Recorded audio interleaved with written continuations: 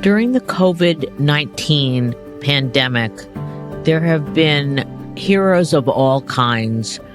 Of course, our healthcare providers, but also there are individuals in communities running not-for-profits that pre-COVID, they were doing amazing things, but then they really rose to the challenge to help close disparities, especially for youth. Dana Rachlin heads up NYC Together. She has an approach that is an entire ecosystem of not just handing out help, such as mentoring, to disadvantaged youth who are no longer in school in the Greenpoint section of New York. But she's also advocating for youth, advocating to get them laptops and Wi-Fi hotspots, and then getting adults to mentor them so that they are not falling through the cracks, which they often do. Dana has a point of view on volunteerism that is very, very interesting. She was named a Daily Point of Light by Points of Light a number of years ago. Her point of view on volunteerism is that not all volunteerism is an Instagram photo, where she sees a real opportunity for volunteerism, especially for people who want to help create new solutions and new systems, is not just serve food in a soup kitchen, but help individuals to learn how to grow food, how to sell food, such as hydroponic opportunities in inner cities where there are food deserts, and then eat the food.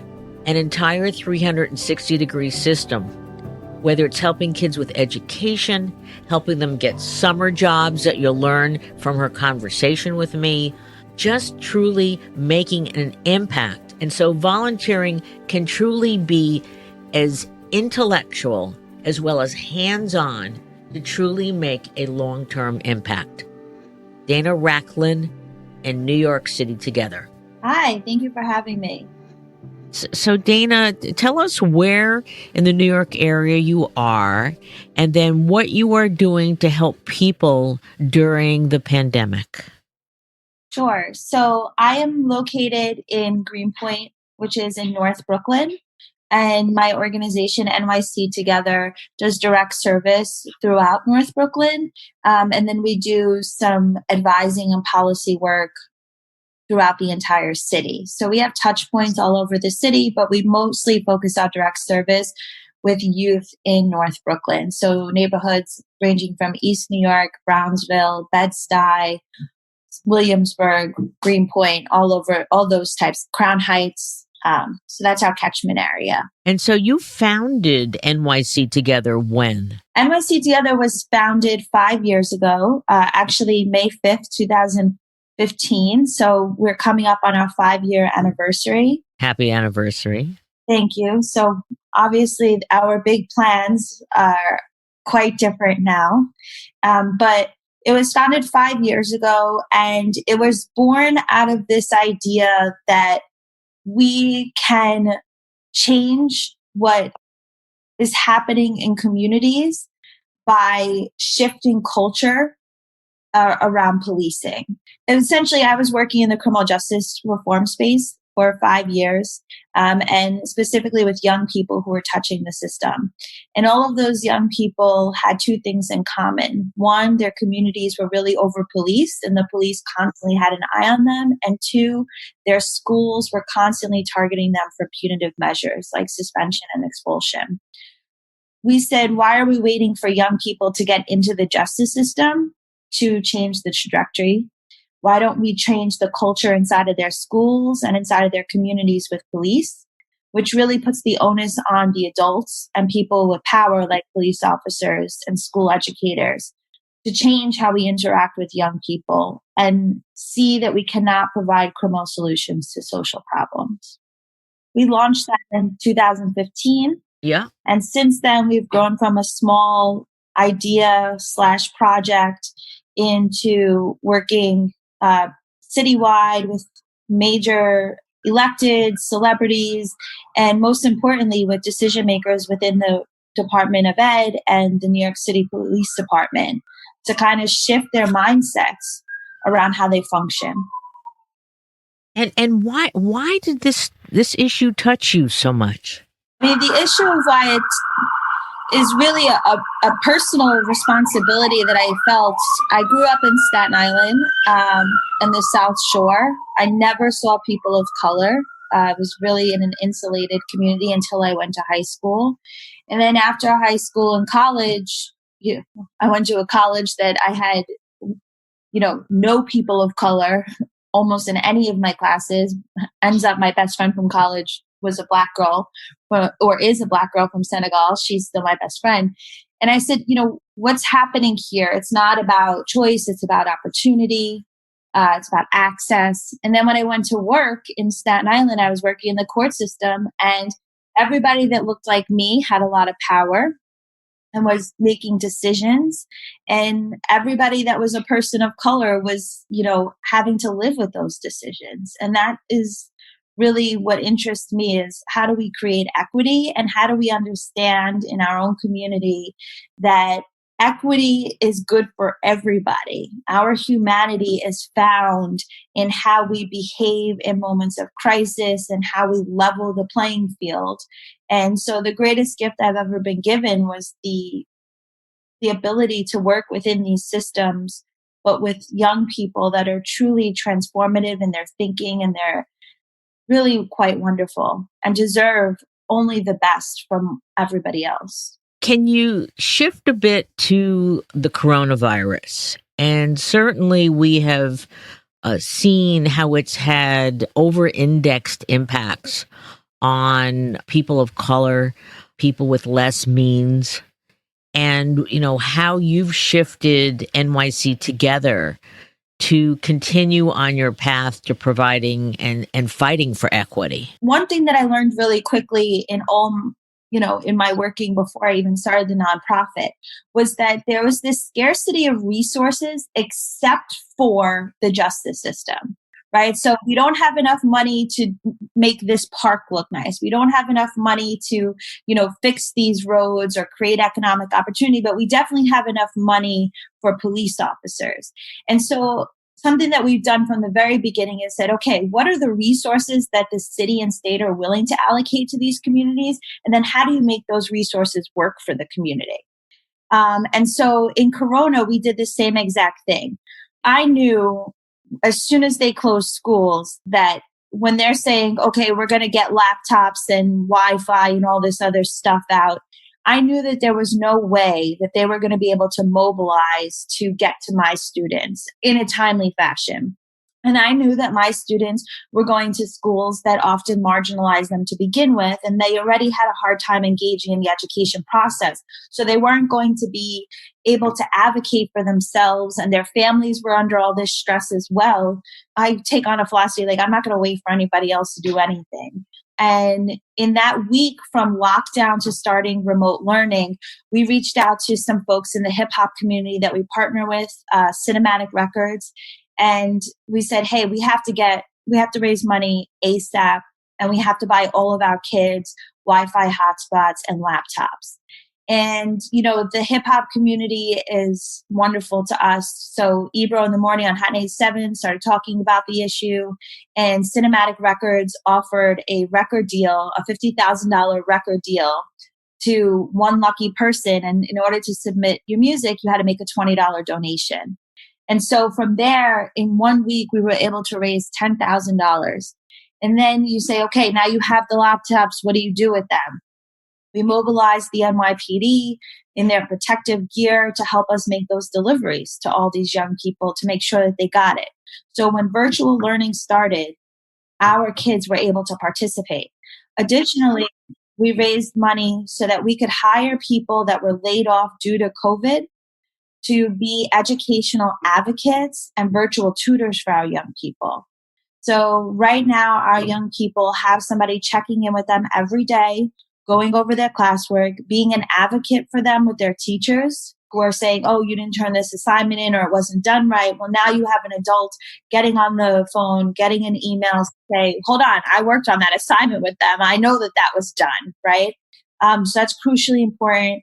And additionally, we raised money so that we can do a learn and earn program. So our young people have the ability to earn up to $75 per week for participating in the virtual learning platform and doing what they have to do. So we incentivized it. We know that their families are struggling. A lot of families are struggling. We also know it's really hard to get into the virtual learning mode, especially if you haven't been doing it all along. We try to think, again, like transformationally, how do you take a crisis and turn it into a turning point? For our young people, this has been a turning point. While it's really depressing and a lot of horrible, for most of our young people who are participating in the program, they're getting more academic support and education than they've ever received in their schooling. And I can't wait for the grades to come out, and I'm going to do a compare their report cards to see that change. How many students are you serving? So we service 45 students school year, and we have 11 kids on the virtual tutoring platform that they self-selected in. And then the rest of the students said that they didn't want to participate in the virtual learning platform, but we were able to get them laptops, and I'm just doing regular case management and check-ins with them. What we always like to do is take the wisdom of our guests and share it with others regarding how they responded, their intentionality, and anything else. And so for people listening to this and saying, oh, what do I do? How I want to respond to COVID. I want to help out. What are your suggestions? People come to me all the time and say, I want to volunteer with you. I want to work with the kids, right? And my virtual tutors are really getting a peek inside of how hard it is. Volunteering and engaging doesn't always feel good. And the expectation is that you're going to leave and feel good about yourself. And so if it's so easy to do that, then everybody would be involved in all the work around the world. And unfortunately, philanthropy has shifted, and people wanting to do things is because of the feeling good, because I'm going to hand a homeless man sneakers and take a photograph. That doesn't change that homeless man's long-term trajectory in any real sustainable way, right? And so when I'm talking to people that want to be engaged in the work that we're doing, whether it be crisis relief or otherwise, it's to really think deeply about, why do you want to do this? And how much of yourself and your energy are you willing to give to that? And how much are you willing to challenge yourself about the ideas around volunteering or getting involved? So for example, when we're talking about COVID disproportionately impacting communities of color, and saying things like, well, the people of color have more health issues like diabetes. Well, that's a matter of food access, and that's a matter of food deserts, and that's a matter of health equity.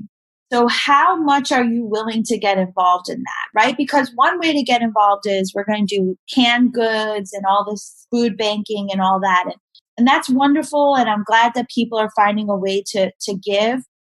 But what if we all dug a little deeper and thought more and were more intentional about how we operate every single day in the world, crisis or not, to change the fabric of communities so that they are self-sustaining and that they are healthy?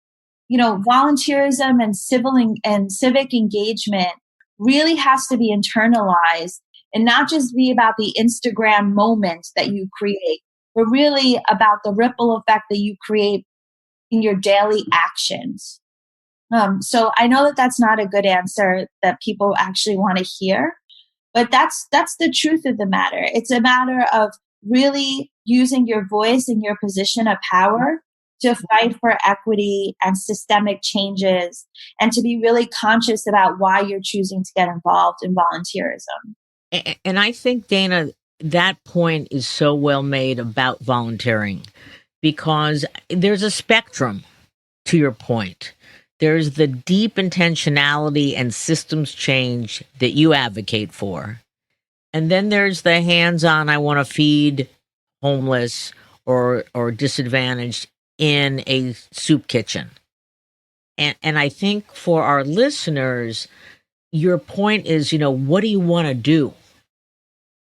What kind of outcome are you seeking to engage with? I think that's quite profound. Yeah, and I think that we have an opportunity right now. We hear Governor Cuomo and Mayor de Blasio talk about right now. They're saying we're going to rebuild better than we were before.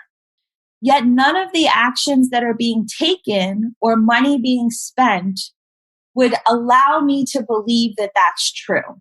We have to be innovative and thoughtful. We have to do things that haven't been done before. And as citizens, we have to demand that that happens. We have to look, what are the things in the budgets getting cut? So again, I really truly believe in being vigilant and mindful and saying I'm choosing to participate because it's the right thing to do, not because I get to post something on Instagram. And also understanding that when you serve others, it's for the betterment of an entire community. It's not like you're doing something good for somebody else. We have to stop being lazy when it comes to volunteerism. I'm curious, since you are so intentional and smart about this, that because we're working with Points of Light to try and in a post-COVID world, and the world will be different to your point. How do we take the humanity that people have expressed at all levels of the spectrum and really make it a daily, weekly, monthly habit to get engaged, whether it's volunteering, whether it's politically, as you're talking about systems, whether it's, buying products from companies that are truly socially responsible. Do you have any suggestions on how we might add, I always use the term miracle grow, to our system to really get more people to engage and help to evolve the social fabric of our society? Volunteerism is a system. It's become a system in this country. And giving and donating, it's all a system. And systems need social and cultural shifts to change. It doesn't happen magically. So the way that we talk about philanthropy and the way that we talk about giving and the way that we talk about giving back has to change dramatically in order to have that miracle grow effect, right? It's a culture change. We have to create that culture change. And so I was just reading Trevor Noah's book, Born a Crime, and he talks about, how he started making money when he was a teenager, not when he became a professional comedian. And he said, a lot of people talk about you teach a man to fish, you don't just give him a fish, but they leave out the part about you have to give him a fishing pole too.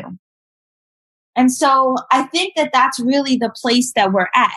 A lot of people acknowledge that, handing out a bag of food at a food bank is a Band-Aid on a bullet wound solution, but it's absolutely necessary because somebody's hungry right now, right? That's a very true statement and we need that and it's important. But the next phase to that is, why are we not looking into, I have a friend over in Baltimore, he runs this thing called City Weeds, and he does hydroponic farming where the core zip code in Baltimore is growing their own food. And then not only do they get to eat that food, then they're selling that food to create economic stability. So how do we shift our models from just handing something out to teaching and empowering and creating a system where volunteerism is married to cultural and social changes that are supported by policy and practice? That's an incredible vision. And I think that as part of Points of Light Civic Century, that it's like companies that have taken purpose and they've taken it out of the philanthropy bucket to part of their operations. Yeah. And so that's what you're saying, to apply that to our volunteerism and civic engagement. I think that's fantastic. And I know I've just learned something that was probably right in front of my nose because I talk about this so much, but you've now stated it for me. So I will talk to the Points of Light folks about that evolution as well. So Dana, you're so smart about engaging with the community and really making an impact. What's the next phase of your COVID relief efforts? So we're super excited about our next phase, and we have some really tremendous people who have come on board. So if you follow us on social media, it's at NYC Together org on Instagram. You'll be able to see the announcement, which will be coming Friday and then again on Monday.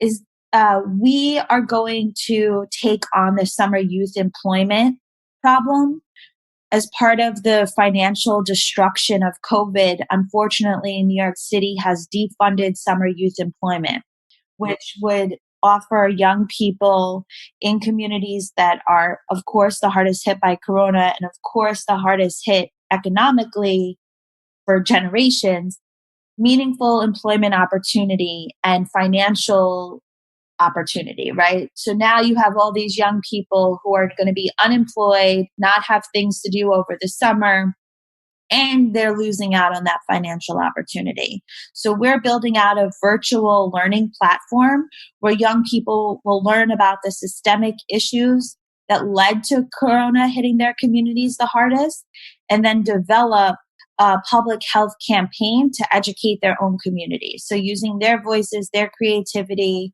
and placing Corona right in the midst of historical context that led us to this place, create these campaigns that we think, or we know, I have to say unequivocally, I know will be more effective than any other messaging happening around public health and social distancing. And so we are going to be fundraising to hire these young people, develop the virtual platform, and then have these public health campaigns be going out all summer long. So we're super excited about that. Where might our listeners get information so they can donate? Can you give us the information again? So you could just go right to our website to donate, which would be nyctogether.org. And if anybody wants to reach out directly to me, if they had ideas or they wanted to donate and they want to do a larger gift and not comfortable going to the website, you could definitely reach out to me. My Instagram is Dana, DANA _ Rachlin, RACHLIN.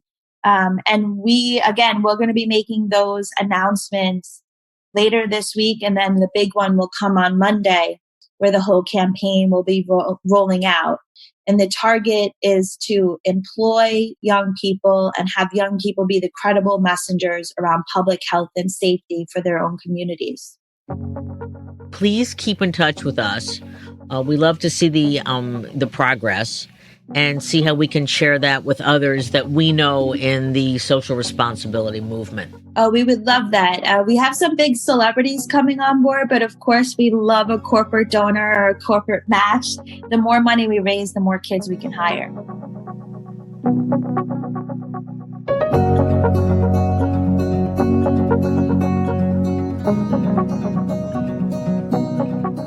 Two wonderful women from Kentucky, Sandy Cambron and Shannon Blair, and they have a project called Pearl's Memory Babies. So the name of that immediately caused us to say, what is Pearl's Memory Babies? And so Shannon and Sandy, why don't you let our listeners know what is this great idea about? Well, in 2006, my mother-in-law, her name was Pearl. She had Alzheimer's, dementia, and she was put into a nursing facility when we no longer could help her at home. And she was very lonely and just very, very, she was a very independent woman. And when she was put into the facility, we just saw her withdraw, and she was so unhappy. So my husband and I, we tried many, many different things. We tried the animated puppies that sing and dance, and we went and bought our TV. We just did everything we could think of. And then one day we were out shopping, and I grew up loving my baby dolls. And I told my husband, I said, why don't we try to give her a baby doll and see what happens? So we looked for one that was close to the size of a baby. It was 20 inches long. And I brought it home and it just still didn't suit me. So I decided to redress it and put real baby clothes on it and a receiving blanket on it, wrapped it up and took it to her. And she loved it. Loved it. It made such a difference in her. And then she passed. After she passed, my husband and I started doing this as a gift to each other at Christmas. We went to different nursing facilities. At that time, we didn't have a name. We just did it.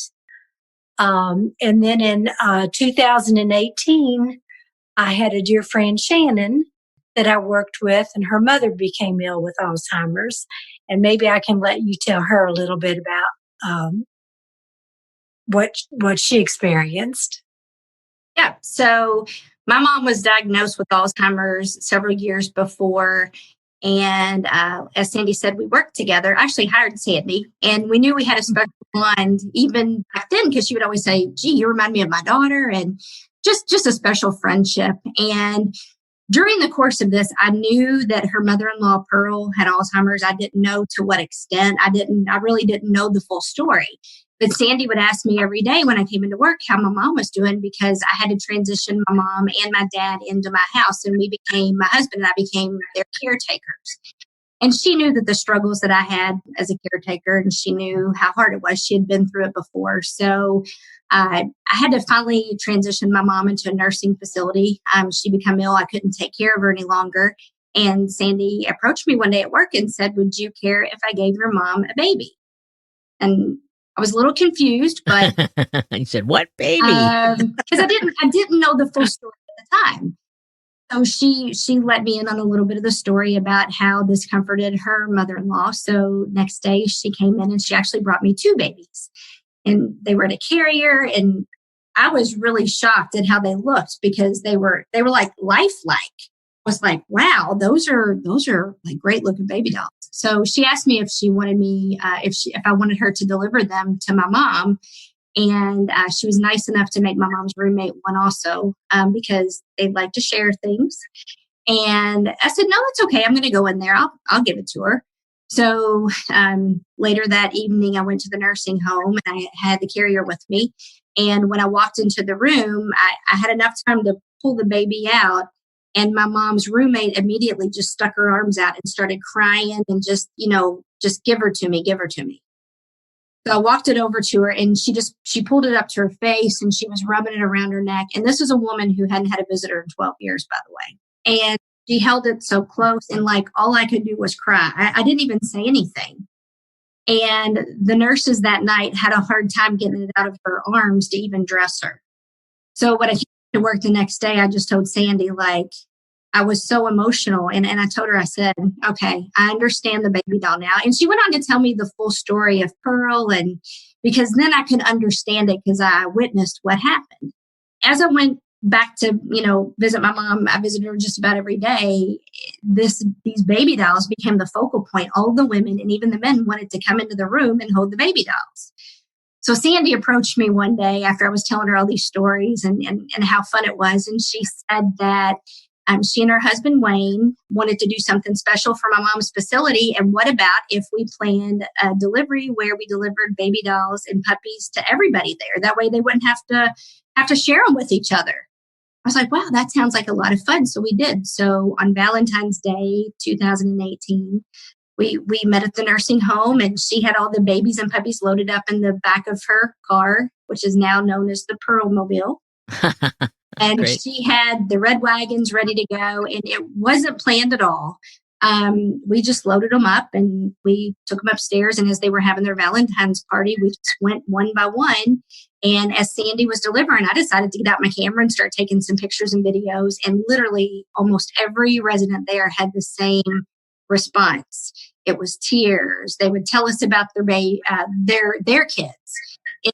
It brought something that just, it restored all these awesome memories. So we were there probably 4 hours maybe. And all of the workers, we were all in tears, not a dry eye in the house. and the workers wanted to get a copy of my videos and my pictures. And I normally have my Facebook page that is private. And so what I told them, I think the best way to do this is let me just go on, because we had waivers for everyone. Let me go on, post them on Facebook.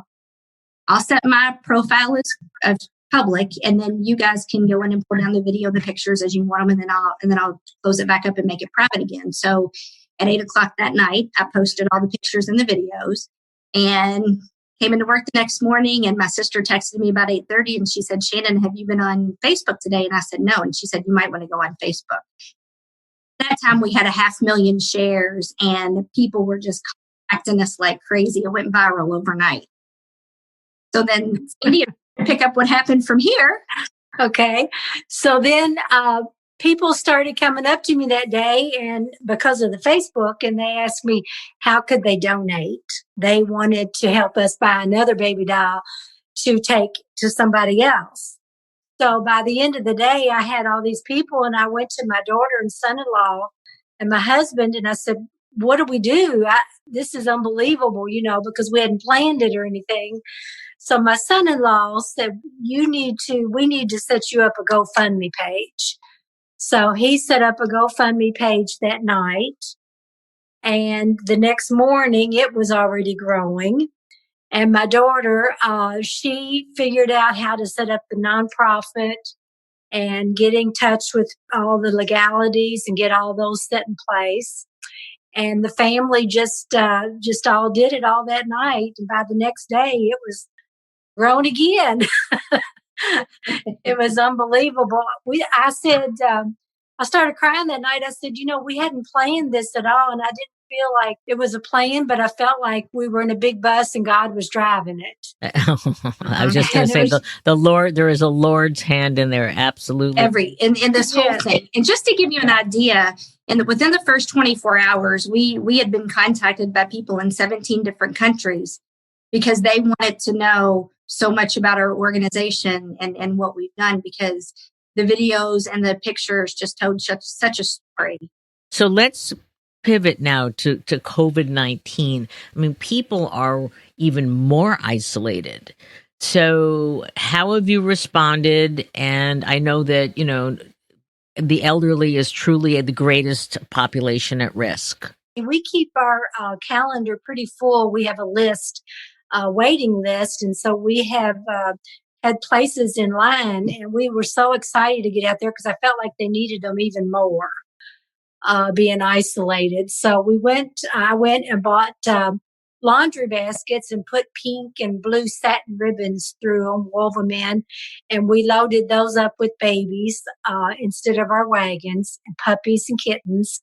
And we called the facility, and they came out to the porch on the outside, and we gave them the babies, and they took them in and delivered them. And we asked them if they would mind sharing the photos that they took so that we could let people see how their donations are still working during this. Yeah, then, like I said, we had people scheduled, and then after that, it continued. The news kept getting worse and worse, and they called us and said, is there any way that you can still keep us on your list, but come when they allow it to be open again?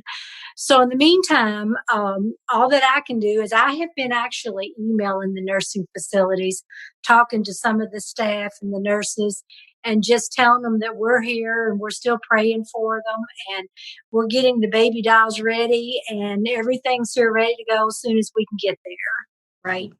And then one thing that has affected me during COVID-19 is I feel like I get a lot of general questions just about caretaking in general, because I can so identify how hard it is for these caretakers to take care of, their elderly parents or loved ones in nursing facilities. And I've gotten quite a few inquiries about, now that this is hit and we can't get into the facility, what is your suggestion, since you've been a caretaker, to be able to still love on my parent or my loved one in the nursing facility? So I've been able to share some ideas, whether it's constantly sending pictures of yourself, even if you're sending them, every day, so they can open them up and they can see you, and they cannot forget what you look like, because by the time this is over with, my fear is, these people are not going to realize who even their children are. They need those constant reminders. So send them the pictures, schedule the FaceTime calls with the staff. Make sure they hear your voice, even if it's over the phone, so they can continue to keep that familiarity, because they will not understand during this time why everybody has abandoned them, because that's what it's like. And you see on social media where people are, doing visitations through the glass, but my mom was on the second floor of a facility that would have worked for her. So able to share ideas, which is really nice, because I wish I had a resource like that, or would have thought to reach out to someone, because those are great ideas you can continue to do even when you can't visit, when you're not in a situation like this with the pandemic. You started from scratch. You saw a need and you came up with an incredibly creative idea. Sandy and then Shannon joined.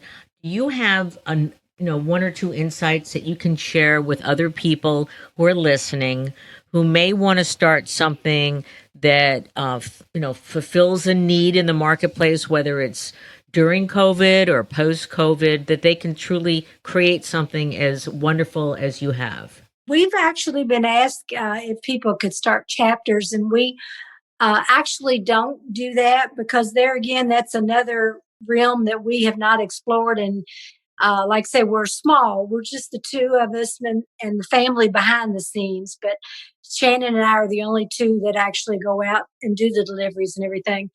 But we get a lot of emails like that. And one thing I always try to encourage them is, if anybody that has anybody that they know that has a memory loss, anyone can go out and purchase a baby doll.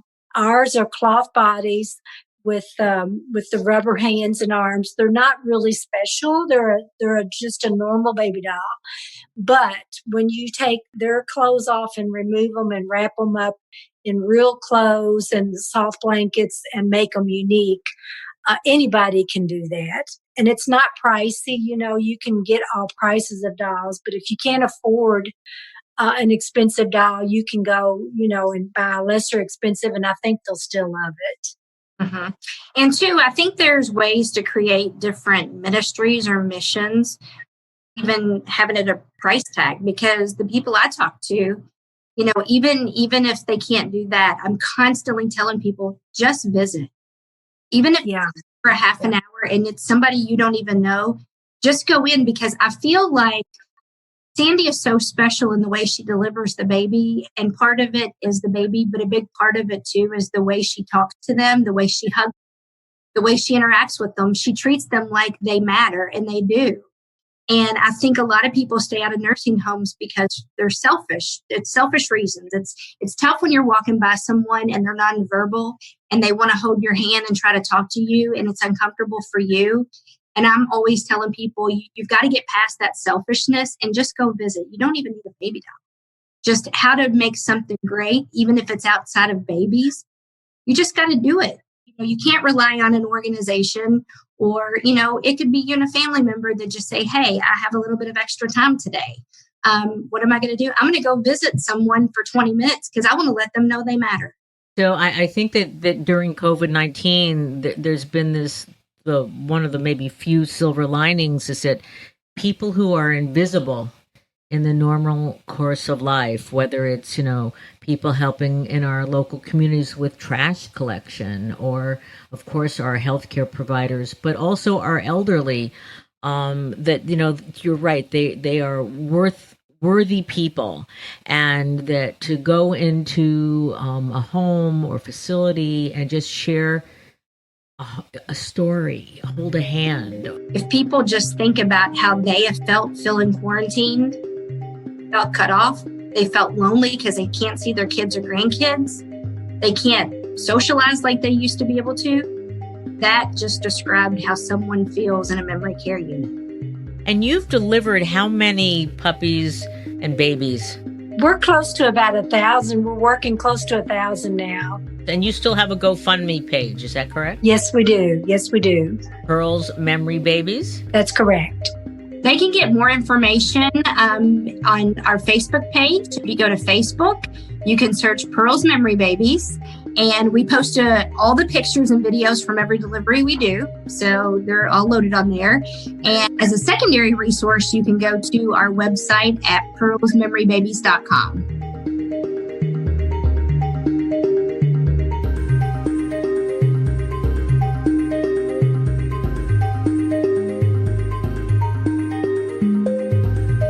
We have a gentleman who is creating a Match.com type capability for both hospitals as well as volunteers, and it's called Hospital Heroes. So welcome to the show, Keith.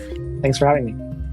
So Keith, tell us a little bit about where you're from and what led you to this idea, and then how is it proceeding? So I'm based in the San Francisco Bay Area, and my day job is working for a nonprofit called Give to Asia, which connects donors in the U.S., both corporations, foundations, and individuals, with local nonprofits in other countries all across Asia Pacific. And we're one of the only nonprofits that can do grant making to China. And so when the coronavirus outbreak first started back in January, donors were coming to us saying, hey, we want to help. There's this crisis happening in Wuhan. And we very quickly were able to launch a campaign, and we were working with local nonprofits there.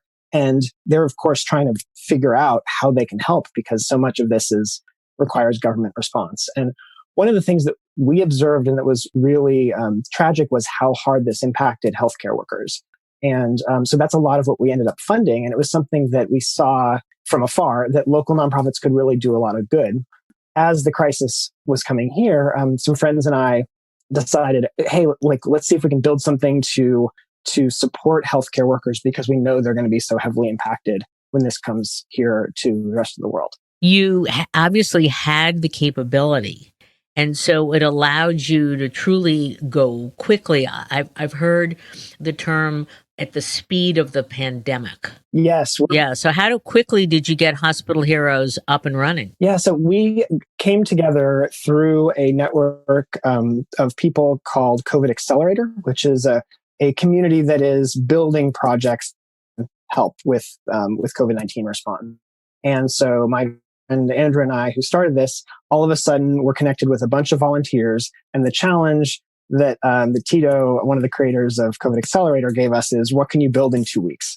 And so we scoped our project down. We said, okay, what is a project we can build with an all volunteer team in just 2 weeks that might have a chance of doing some good? So we're not healthcare professionals. We don't work in public health. And so we had to say, okay, what can we build?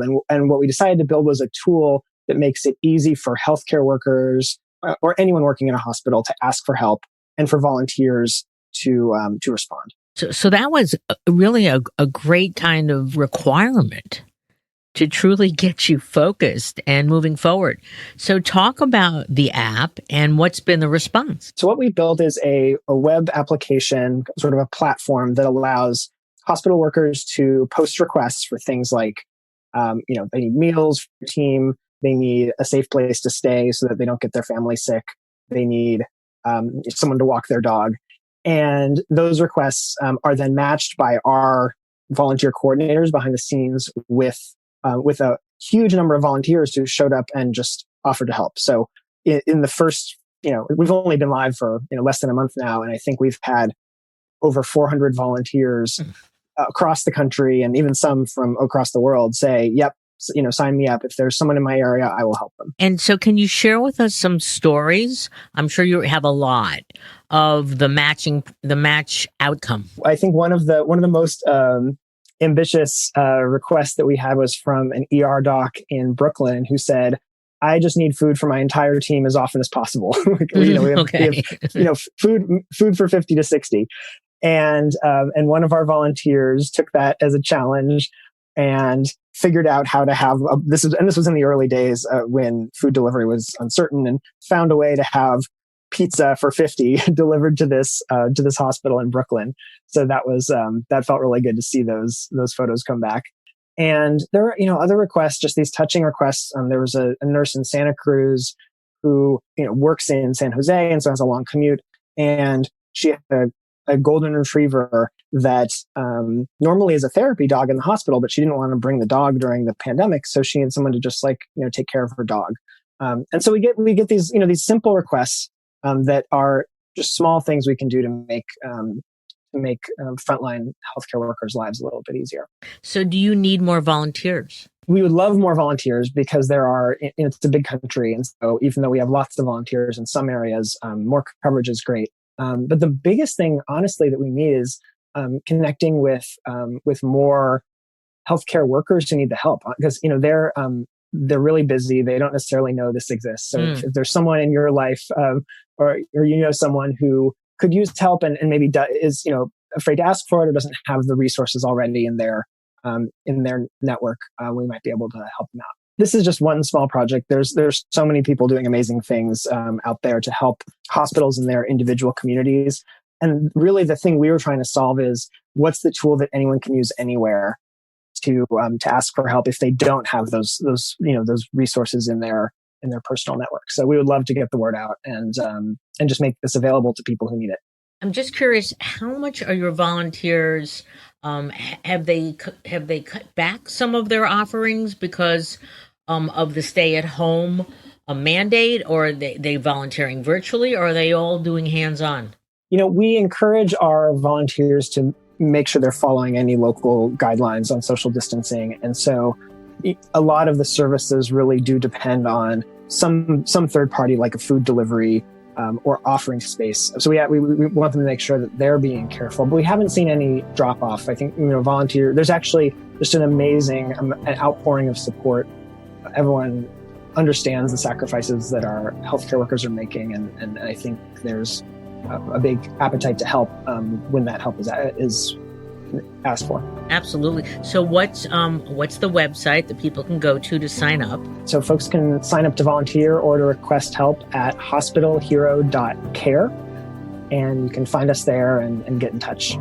We also welcome offers from businesses if you are looking for a way to donate services from your business. I think we're all doing what we can, and if this can help even one person in your community, then that would make our day.